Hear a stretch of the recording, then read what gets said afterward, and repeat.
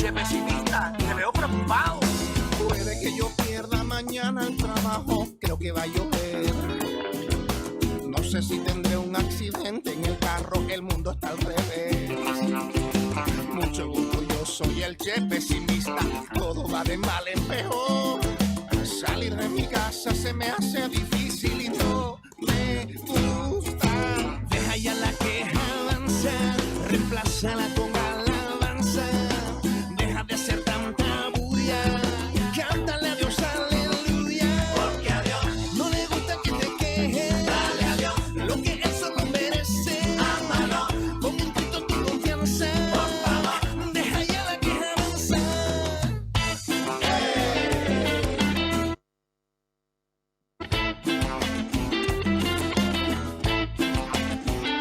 Oye, señorita... Suficiente, la podéis buscar luego en YouTube si queréis. No esperéis que siga yo ahora. Deja la queja avanza. Bueno, esa canción la conocí cuando me la cantaban a mí. Mi mujer y un par de amigos conocimos esta canción y como soy un quejica nato, me están recordando que los niños están en la sala todavía. Bueno, pero los niños merecían conocer esta canción también. A ver, todos los niños de la sala, ahí se abre una puerta. Hola, me saludan. Ahí tiene una puerta en la que os están esperando vuestros profes.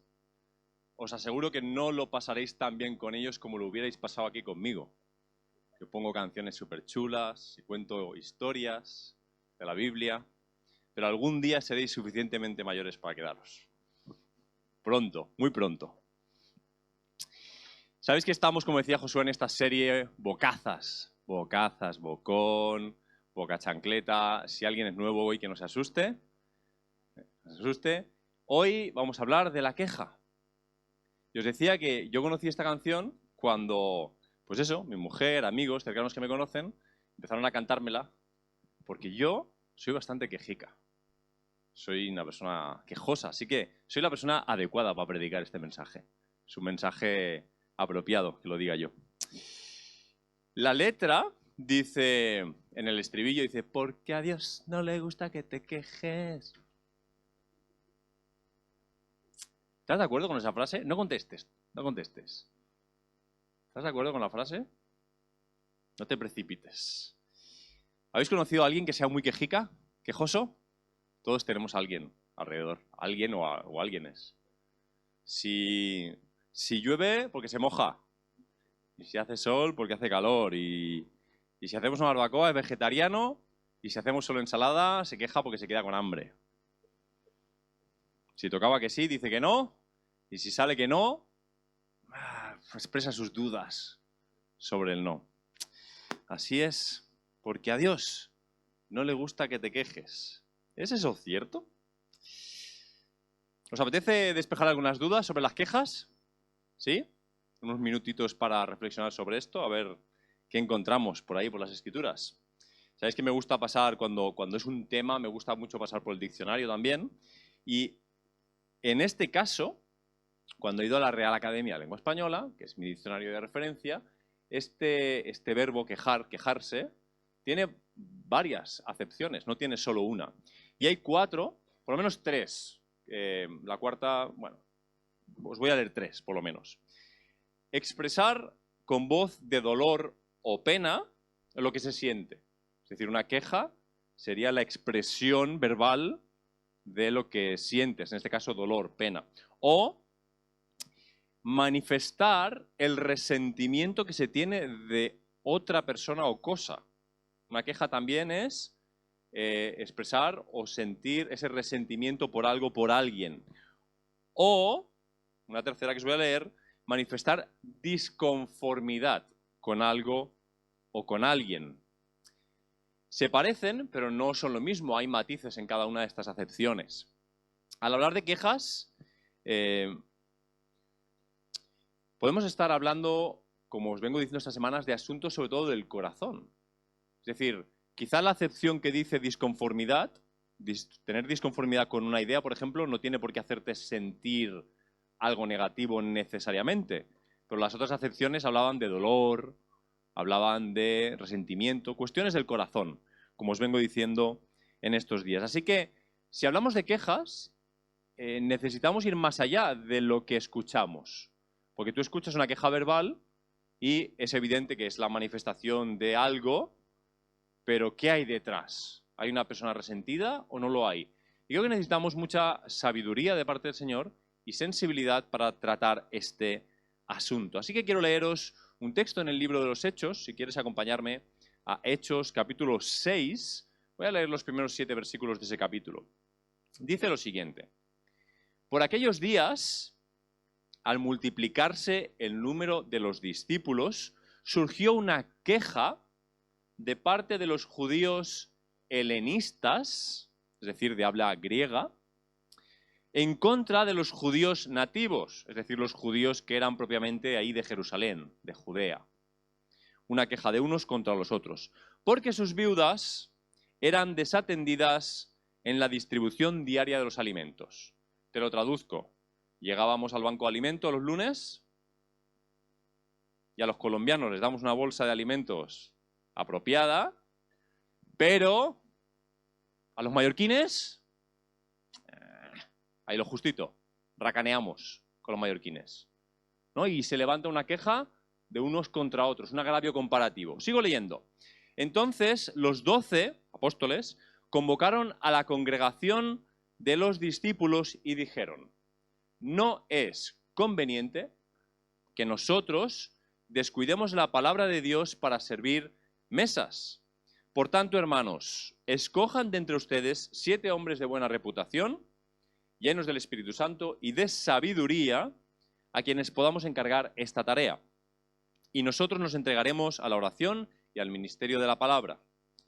Lo propuesto tuvo aprobación de toda la congregación, votación 100%, y escogieron a Esteban, un hombre lleno de fe y del Espíritu Santo, y a Felipe, Prócoro, Nicanor, Timón, Parmenas, Nicolás, un prosélito de Antioquía. Si haces un poquito de investigación de los nombres, verás que muchos son de origen griego. A estos los presentaron ante los apóstoles y después de orar pusieron las manos sobre ellos. Y la palabra de Dios crecía y el número de los discípulos se multiplicaba en gran manera en Jerusalén y muchos de los sacerdotes obedecían a la fe. Bueno, algunas observaciones sobre este texto. Lo primero, te he leído varias acepciones de la palabra, ¿no? Varias matices. Bueno, acepción. Tiene diferentes acepciones su significado. Y quiero mostrarte cómo en la situación de este texto varias de esas acepciones cohabitan. Es decir, no solo está pasando una de las cosas que el diccionario nos dice que es una queja, están pasando varias de ellas. Me explico. Los judíos griegos tienen una queja contra los judíos que son de Judea, Jerusalén. Sin lugar a dudas, tienen una disconformidad. ¿Recuerdas que una de las acepciones es disconformidad? O sea, no estamos conformes con lo que está pasando. Eso es evidente que está pasando. Y si ha llegado a expresarse, es porque con toda seguridad también hay cierto dolor o malestar. Ya tienes 2 de las acepciones ahí, juntas. Si lo que ellos están interpretando que está sucediendo es correcto, es normal que se quejen. No pongo en duda que ellos estén interpretando bien los hechos, pero aprovecho para hacer un pequeño paréntesis y traigo esto a colación, a conciencia expresamente, para que nosotros pensemos que nosotros siempre interpretamos la realidad y que para quejarnos, lo primero que deberíamos hacer es asegurarnos de que nuestra interpretación de la realidad, asegurarnos hasta donde nos sea posible, de que nuestra interpretación de la realidad es ajustada. Porque tú puedes estar observando unos hechos e interpretarlos mal. O puedes estar observando unos hechos y no conocer las razones que hay detrás de los hechos. O puedes estar interpretando los hechos, creer que conoces las razones, pero hay otras razones que tú no conoces. Entonces, antes de empezar a quejarte, te propongo que empieces a investigar, que preguntes, que te acerques, que averigües si aquello que estás viendo es realmente lo que está pasando. ¿Se entiende esto? Este no es el caso del texto, pero aprovecho para decir, antes de quejarnos, antes de precipitarnos en la queja, vamos a valorar si aquello que estamos viendo realmente se corresponde con lo que está sucediendo. Y entonces hay razones para quejarnos de forma coherente. Las cosas no siempre son lo que parecen. Es bueno acercarnos con sencillez los unos a los otros para averiguar qué es lo que está pasando. De esa manera, hermanos y hermanas, vamos a desechar, no sé qué porcentaje de quejas, pero ya un porcentaje de quejas. Es decir, si nos quejamos 10 veces y 2 de esas 10, por acercarnos y preguntar, se desvela lo que hay detrás y nos quedamos tranquilos con la información, son 2 veces menos que nos quejaremos.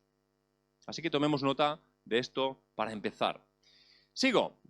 Os decía que estos judíos helenistas tienen una queja y que en el contexto vemos que varias de las acepciones del diccionario están implícitas. Es decir, hay una disconformidad y hay unos malos sentimientos. Están dolidos, están molestos.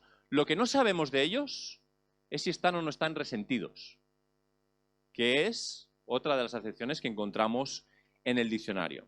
Por lo tanto, se requiere de nosotros, para gestionar quejas, sabiduría y sensibilidad. Porque no sabes si delante tienes una persona que tiene disconformidad contigo en algo o tienes una persona que tiene un resentimiento y un dolor profundo por dentro. La queja no es el problema. La queja es un síntoma. Es como un piloto encendido, como cuando vas en el coche y se enciende alguna lucecita. El problema no es que se encienda la lucecita. El problema es la razón por la que se enciende la lucecita. La lucecita solo es un aviso, es un síntoma. Una queja está pidiendo de nosotros siempre un acercamiento hacia el otro. Es decir, tú tienes que preguntarte cuando alguien se queja de ti o de algo alrededor de ti, ¿de qué se trata el asunto? ¿Qué es lo que pasa aquí? ¿Estoy frente a alguien que está disconforme con algo que yo hago, digo, pienso, lo que sea? ¿O hay algo más? ¿Hay un resentimiento, hay un dolor detrás de esto? Vemos en este texto que lo que hacen los apóstoles es precisamente convocar a la asamblea de los discípulos, es decir, acercar a las personas, poner a todas las personas juntas, las unas con las otras. Porque precisamente si una queja tiene la posibilidad de distanciarme de ti, la solución primera es acercarme a ti. Por eso digo, cuando no sepas, primero acércate. Antes de quejarte, acércate, pregunta, averigua con sencillez si lo que estás viendo es aquello que está sucediendo realmente. Observa cómo la gestión de estas quejas por parte de los apóstoles empieza por juntar a las personas, acercar a las personas, acercar unos a otros para buscar soluciones. Si vamos a quejarnos, pero no estamos dispuestos a acercarnos al otro, muy probablemente es que hay resentimiento en nuestro corazón. Si tú estás dispuesto, si tú estás dispuesta a quejarte a otro, por lo que sea, que hace o no hace, que dice o no dice, pero no estás dispuesto a acercarte a la persona corazón a corazón, muy probablemente estás empezando a dar espacio al resentimiento. Estás empezando a dar espacio a que eso que no te gusta, eso de lo que te quejas, genere no solo el problema en sí, sino un problema personal con aquella persona o aquellas personas con las que tienes la queja. Un pequeño paréntesis sobre esto, porque decir el titular a veces es muy rotundo, ¿no? Si tú no tienes disposición a acercarte, entonces es que eres una persona resentida. Bueno, el fondo creo que es así, pero también es cierto que necesitamos darnos espacio.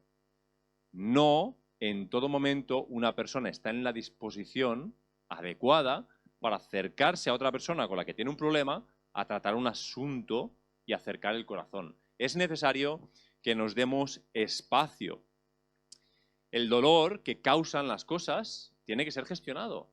Y tú, que has sufrido dolor, sabes que muchas veces, de buenas a primeras, no puedes. Necesitas pausa, necesitas relación, necesitas meditar, necesitas un paseo por el bosque, necesitas dar espacio a tu propio dolor, a tu luto, para estar en la disposición correcta, acercarte a otra persona con buena actitud. Entonces, si bien es cierto que creo que las Escrituras nos enseñan esto, si tú no estás dispuesto a acercarte, cuidado con tu corazón, porque puede haber resentimiento, también es cierto que creo que tenemos que ser pastorales, cuidarnos unos a otros, darnos espacio para ese encuentro, para ese acercamiento, ser inteligentes emocionalmente, para acercarnos a las personas dando el espacio que las personas necesitan. ¿Se entiende esto? ¿Sí? Ahora, cuidado con excusarte ahí y darle espacio al resentimiento. Cuidado. Esto de que el tiempo todo lo cura, Ya te digo yo que no. El tiempo no lo cura todo. A veces hacen falta 2 operaciones. Todo no lo cura.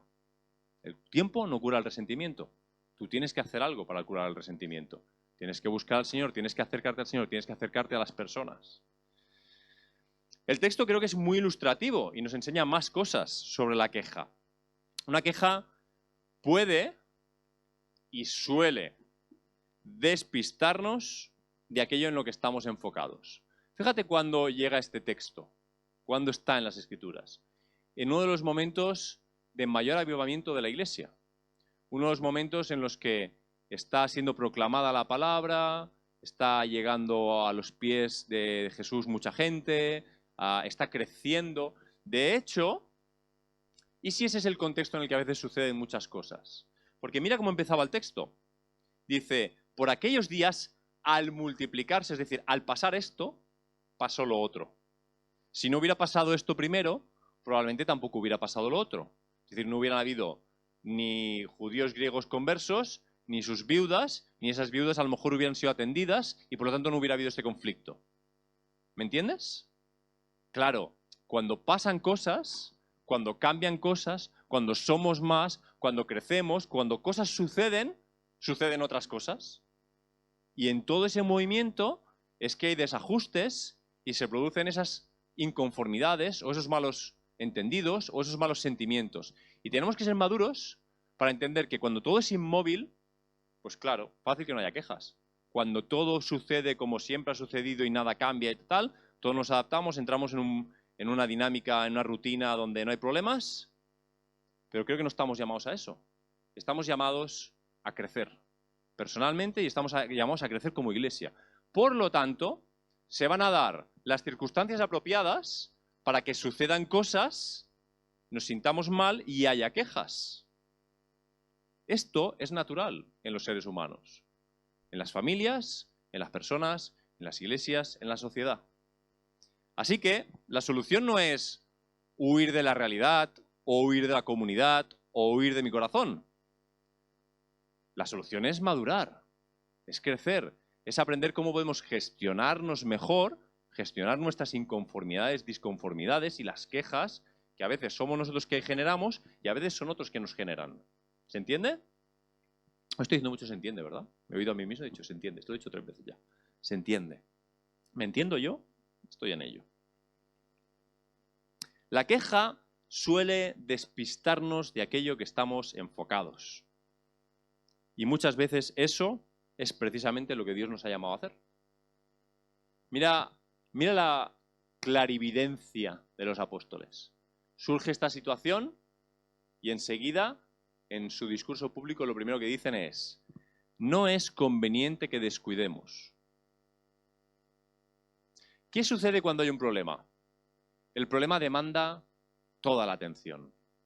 Venías en una rutina, la que fuera, de pronto surge un problema que genera una tensión y todos los ojos ahí, a lo que está sucediendo. ¿Qué es lo que está demandando esa queja? Atención.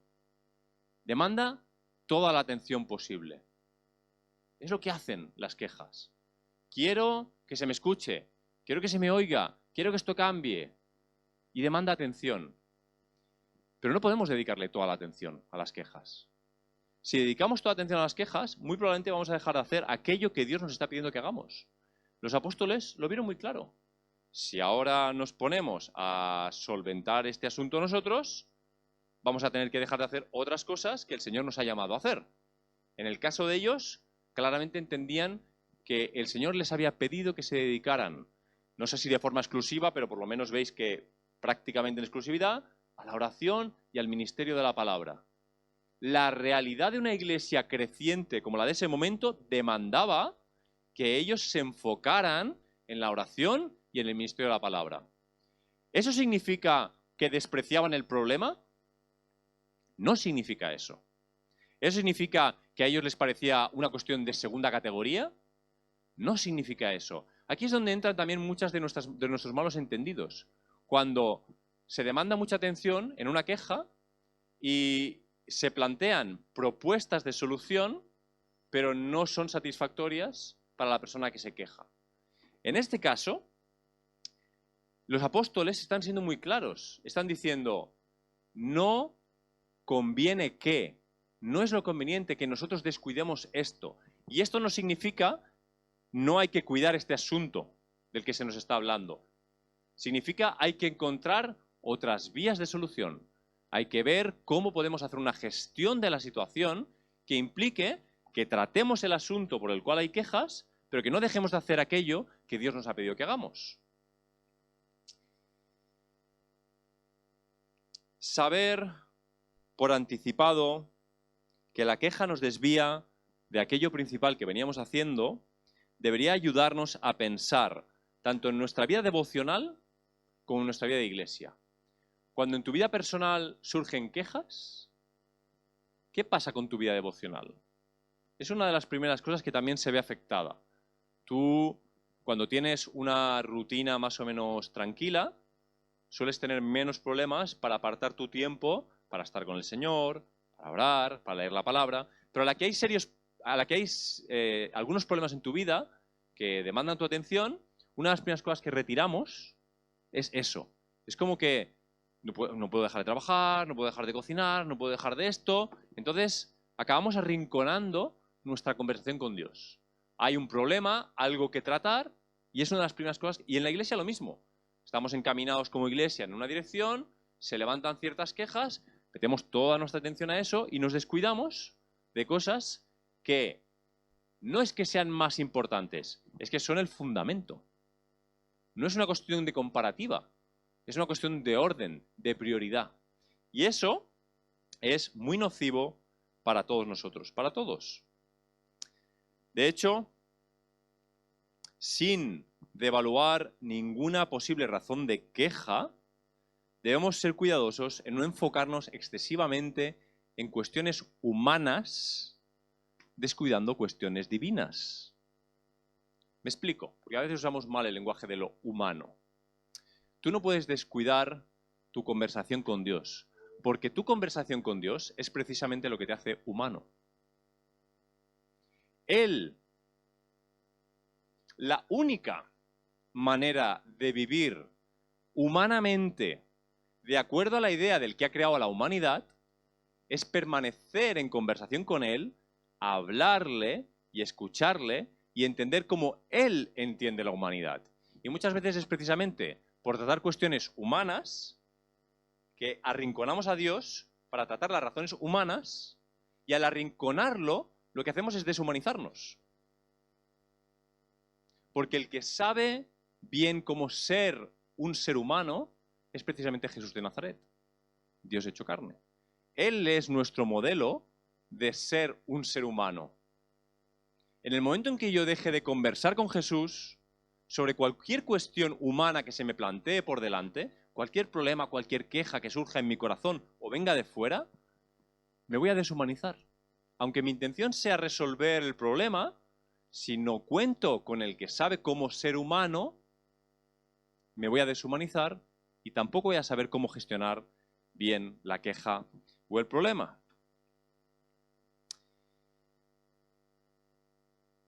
Ahora bien, del texto hay más cosas que podemos aprender.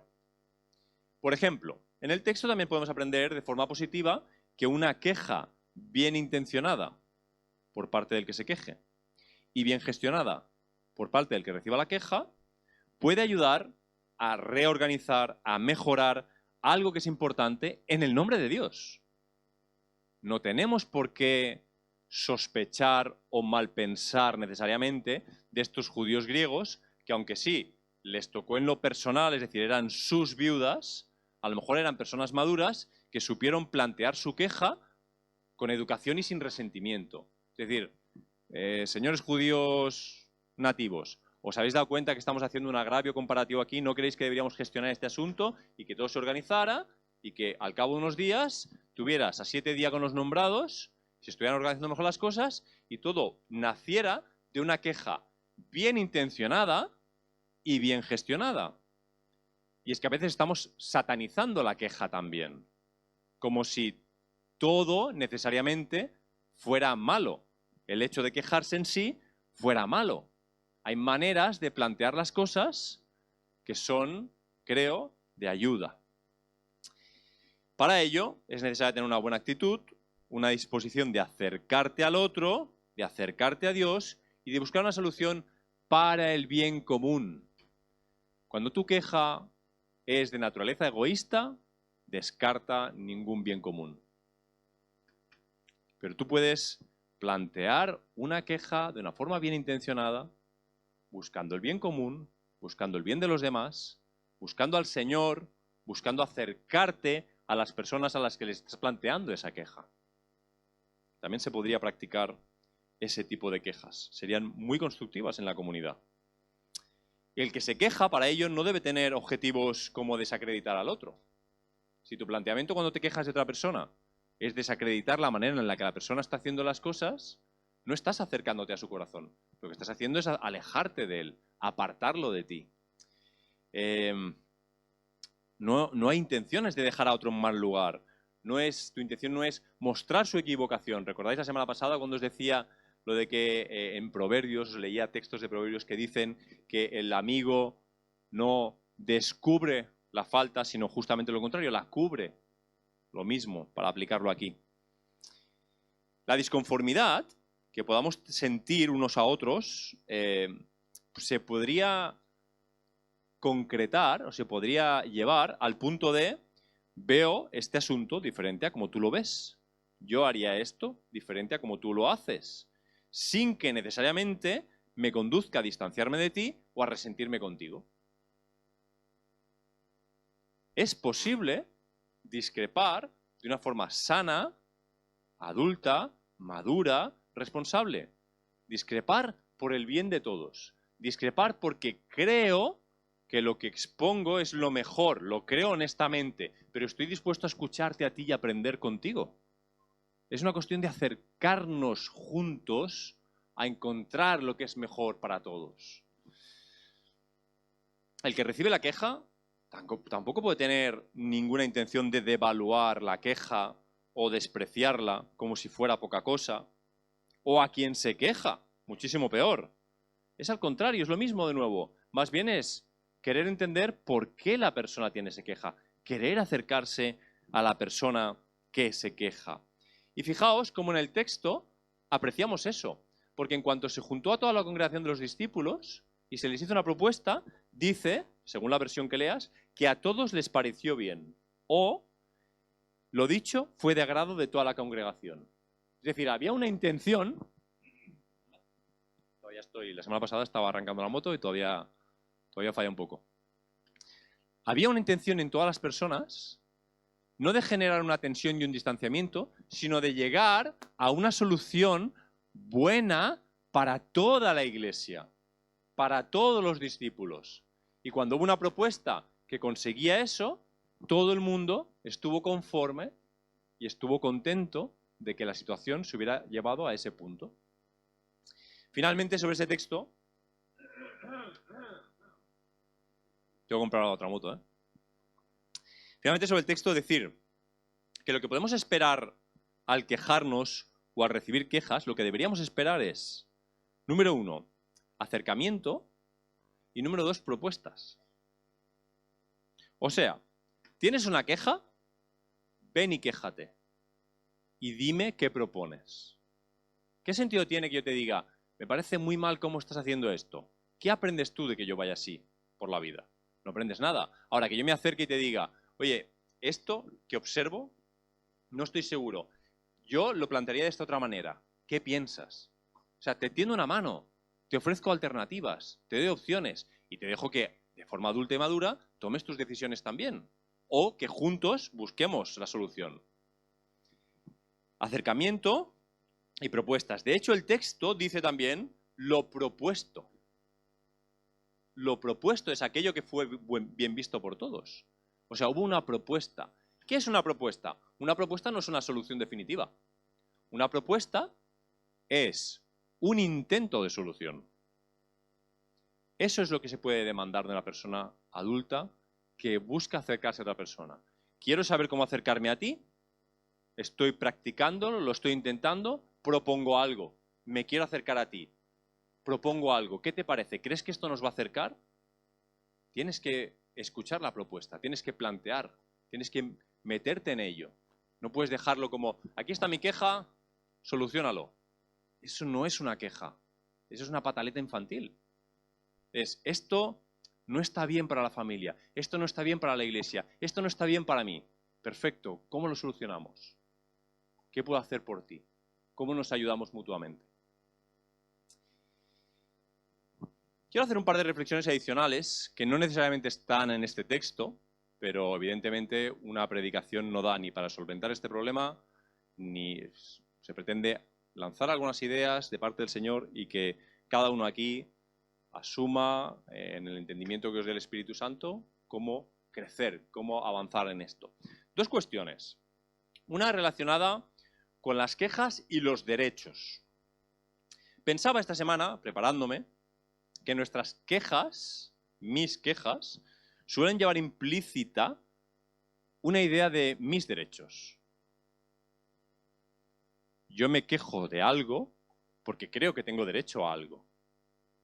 Yo no voy a acercarme a mi jefe a decirle, ya está bien, a ver cuándo me pagas 5.000 euros, porque no me creo con el derecho de cobrarlos, porque no hemos hecho ningún acuerdo que diga que yo tengo que cobrar 5.000 euros. Cuando yo me quejo de algo, es porque hay un presupuesto en mi mente de que hay un derecho por mi parte para quejarme de eso. Cuando yo me quejo de que no me miras, no me llamas, no me hablas, es porque yo creo que es lo que deberías hacer. Creo que tengo el derecho a que tú me trates, me hables, me saludes, me llames, lo que sea. Toda queja, en algún grado, lleva implícito un sentimiento por tu parte de derechos. No voy a hablar mucho de lo que nuestra sociedad piensa sobre esto porque sería una predicación entera al respecto. Pero la Biblia habla de esto también, de cómo gestionar mis derechos. De hecho, hermanos y hermanas, deberíais todos saber que la Biblia, hago así porque tengo aquí escrita la Biblia también, la Biblia ha sido el fundamento principal en la cultura de llegar las sociedades a ciertos derechos humanos. O sea, si hay una carta de la Declaración de los Derechos Humanos, tiene mucho que ver con lo que hemos aprendido de las Escrituras. La Biblia nos enseña sobre justicia, sobre igualdad, sobre un montón de cuestiones que son derechos de las personas. Ahora bien, las Escrituras también nos instan a la responsabilidad, a los deberes. Es decir, nos enseñan sobre derechos y sobre deberes. Hay una coherencia. Y las Escrituras, no queriendo decir con esto que quiero que se me entienda bien, que haya que actuar con pasividad ante los abusos, creo que hay que actuar con firmeza ante los abusos, pero no queriendo decir esto, en varias ocasiones la Biblia nos insta a entregarle nuestros derechos al Señor, a dejarle a Él nuestros derechos en vez de intentar adquirirlos o lucharlos siempre por la vía de la intensidad y del juicio. Me explico. ¿Qué es sino que el Señor diga, mía es la venganza, yo pagaré? Significa que tú, habiendo recibido un agravio, no busques tu derecho, no busques devolverte, que se lo entregues a Él y que Él sea el que haga justicia. ¿O qué significa, por ejemplo, os voy a leer parte del Salmo 37, que dice, encomienda al Señor tu camino. Yo tenía un imán que decía esto, lo tenía en mi coche. Encomienda al Señor tu camino, confía en Él y Él hará. Ahí acababa el imán. Se quedaba ahí. El texto sigue diciendo, hará resplandecer tu justicia como la luz y tu derecho como el mediodía. ¿Quién hace resplandecer el derecho mío en ese texto? No soy yo. No soy yo el que llega diciendo, yo tengo derecho a, este es mi derecho. No puedes pasarme por encima, no puedes pisotearme. Muchas veces en mi vida personal y en la vida de otros hermanos y hermanas he visto como personas cedían, entregaban, sabiendo que tenían un derecho. No es ignorancia, es a conciencia, descansar en el Señor y esperar que Él sea el que cubra nuestro derecho. Porque muchas veces nuestras quejas llevan a disputas muy difíciles de solucionar. Y si ninguno cede, el problema se puede enquistar, el dolor puede aumentar, la enfermedad en el corazón puede arraigarse, y hasta dónde llegaremos. En algún punto alguien tiene que ceder. Y muchas veces lo que tenemos que hacer es cederle nuestro derecho al Señor. Yo sé que no debería ser tratado así, pero no quiero seguir distanciándome de esta persona. Me niego ya a seguir chocando contigo, me niego. Se lo dejo al Señor y si tú me tratas mal, yo no voy a responder con la misma moneda. Por ejemplo. Por ejemplo. Quejas y derechos. Lo último, la segunda de estas reflexiones así como adicionales, sobre quejas legítimas. Os he dicho algo antes ya. Santiago dice, no os quejéis unos contra otros para que no seáis condenados, porque allí hay un juez. Entonces, de nuevo, podemos coger un texto sin su contexto y generalizarlo para toda la realidad y decir, quejarse está mal, quejarse nunca tiene un espacio, no. Creo que tiene un espacio y hay una manera. Creo que hay una manera bíblicamente de quejarse legítimamente. Tampoco quisiera que nadie saliera de aquí pensando o abrazando esta frase como un tótem, como un lema infalible. A Dios no le gusta que te quejes. Y si tú tienes una queja en tu corazón, que a lo mejor es una queja legítima, a lo mejor es una queja por algo que es justo, a lo mejor es una queja por algo que es solidario, a lo mejor es una queja por algo que está bien en el Señor, puede ser. De hecho, no hay decenas de salmos de lamentación en la Biblia. No hay un libro que se llama Lamentaciones, que son quejas, que son lamentos. Ahora, ¿cuál es la diferencia en esos textos y lo que estamos pensando en general hoy? Creo que es la misma que cuando la semana pasada yo te hablaba de que murmuraras, ¿te acuerdas? O sea, si vas a murmurar, mira al Señor y habla con Él, murmura con Él. Habla con Él y exprésale eso que piensas de otra persona, exprésaselo. Pues lo mismo con el tema de la queja, exactamente igual. Hay maneras legítimas de quejarse. Para empezar, ya te he dicho antes, investiga, entérate si lo que estás viendo, lo que te parece, es realmente lo que te parece. Porque la realidad es muy engañosa y tu corazón también. Acércate a la persona antes de la queja, antes del juicio. Hermano, hermana, me parece a mí, desde mi ángulo, desde donde yo miro, esto y aquello. ¿Es así? ¿Te sientes así? ¿Es lo que pasa? ¿Es lo que dices? ¿Es lo que has dicho? ¿No lo has dicho? Tal. Habla. Antes de ya lanzar el golpe. Habla. Y escucha. Hay maneras legítimas. Ponte delante del Señor. Ponte delante del Señor porque el Señor en verdad yo creo que no es que esté esperando que no te quejes nunca. Creo que lo que está esperando es que no te quejes mal. Que no juzgues, que no murmures. Que tus quejas, si acaso, se conviertan en lamentos por la justicia. Lamentos por el bien. Que te desprendas de ti mismo y tu queja no sea una búsqueda por tus derechos por delante de los demás, sino que, como dice Filipenses, mires al otro, dice el texto, como superior a ti mismo, siguiendo el ejemplo de nuestro Señor Jesús. Que me importe mi derecho, pero que me importe tanto como el tuyo. Y que a la hora de lamentarme o de quejarme, lo haga por el bien de los demás, no para mí, no por mí. Hay maneras legítimas de plantear eso. ¿Qué es sino, por ejemplo, el Salmo 142? Cuando dice, clamo al Señor con mi voz suplico al Señor, delante de Él expongo mi queja. En su presencia manifiesto mi angustia. ¿Te das cuenta? Si el problema no es en sí la queja, el problema es el corazón que hay detrás de la queja. ¿Qué es tu queja en realidad? ¿A dónde va tu queja?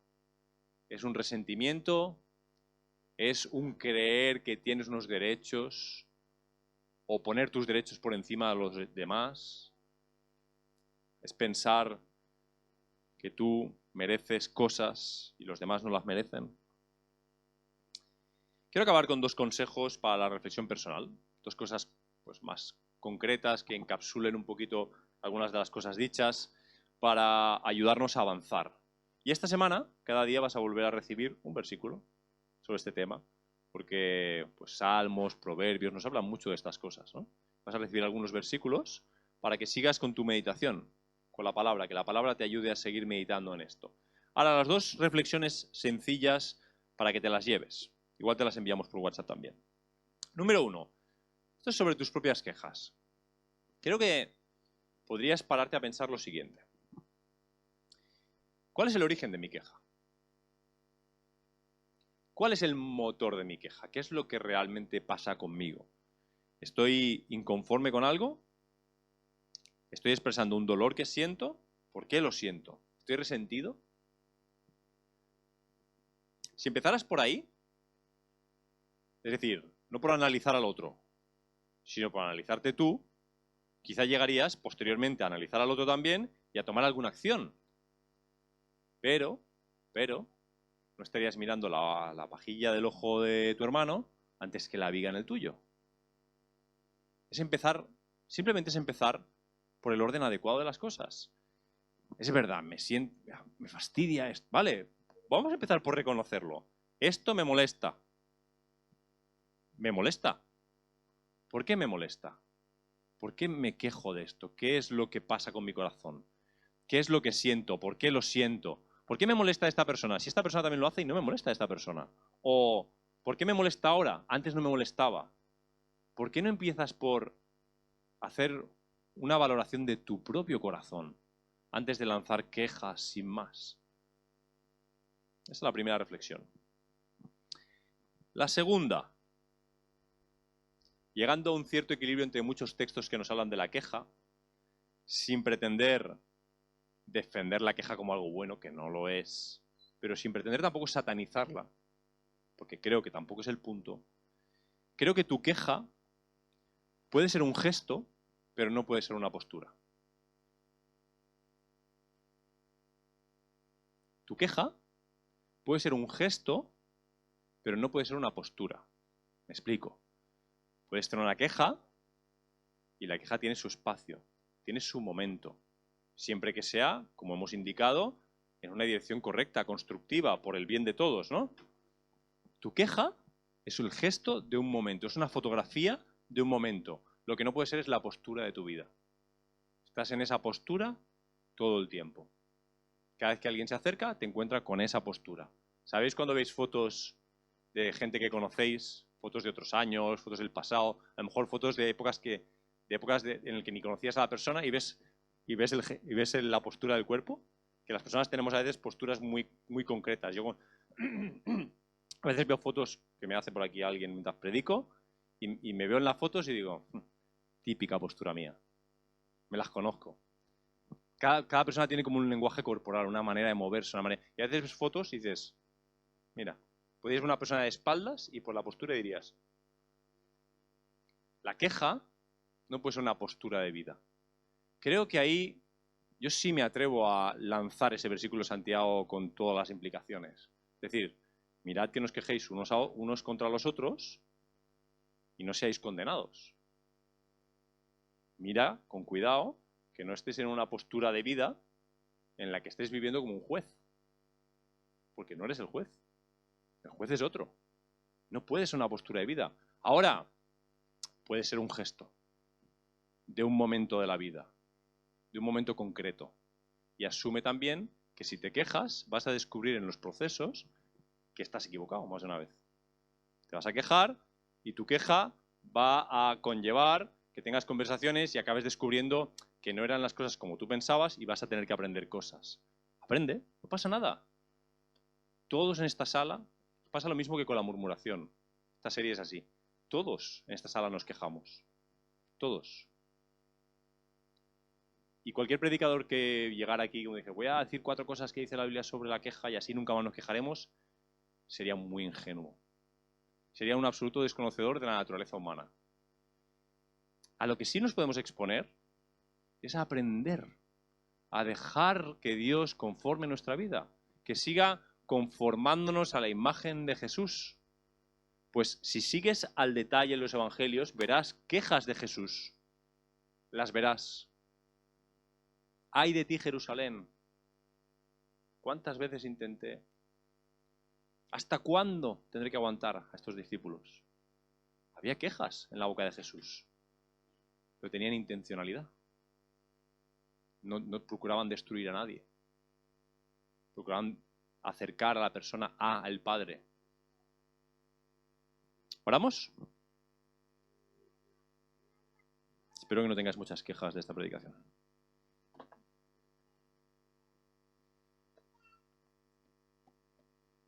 Si las tienes, murmura.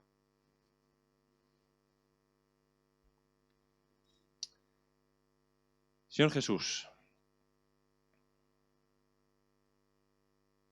apártate de mí que soy hombre pecador.